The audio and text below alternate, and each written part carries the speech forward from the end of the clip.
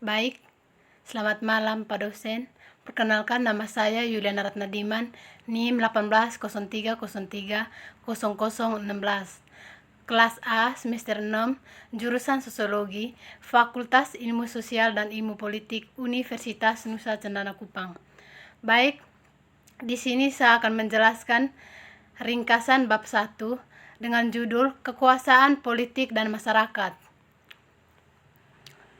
Friedrich Mills mengembangkan di antara kita semua kesadaran diri yang secara intern tentang kekuasaan dan politik dalam konteks sosial mereka. Imajinasi sosiologis seperti yang diajarkan dalam sosiologi pengantar menghubungkan kita pada tema-tema politik yang esensial, masalah pribadi, masalah publik, dan interaksi antara biografi dan sejarah sosial.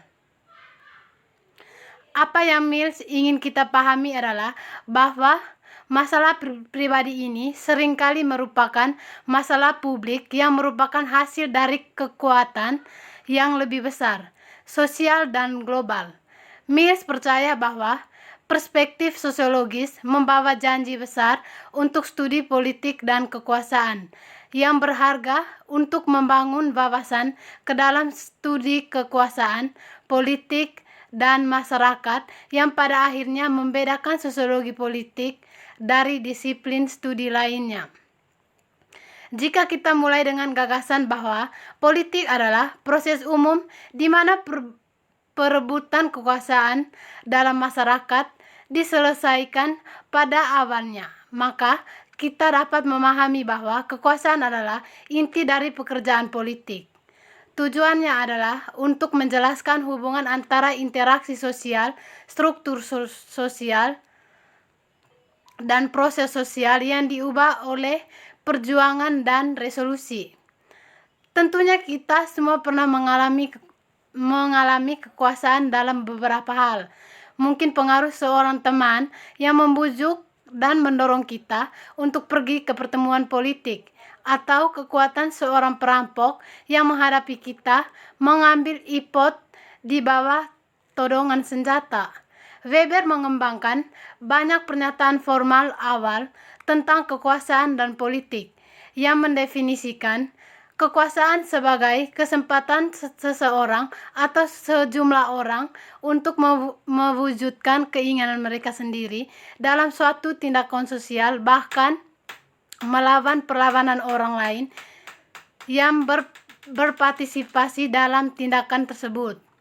Sejak studi Weber tentang kekuasaan pada awal 1900-an, ilmuwan sosial telah berfokus pada apa yang dimaksud dengan distribusi kekuasaan dalam masyarakat, serta mengidentifikasi jenis sumber daya apa yang membuat individu dan kelompok menjadi kuat atau tidak berdaya.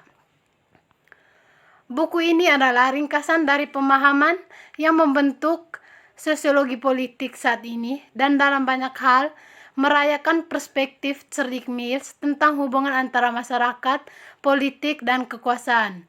Wawasan yang muncul melalui penggunaan dua alat analis yang biasa digunakan dalam studi kekuasaan politik dan masyarakat membantu kita untuk melibatkan pemikiran kita tentang konsep yang cukup sulit. Kekuatan teori penelitian di balik sejarah eksplorasi yang kaya ditemukan dalam 3 kerangka teoritis utama dalam sosiologi politik: perspektif pluralis, elit, manajerialis, dan kelas sosial.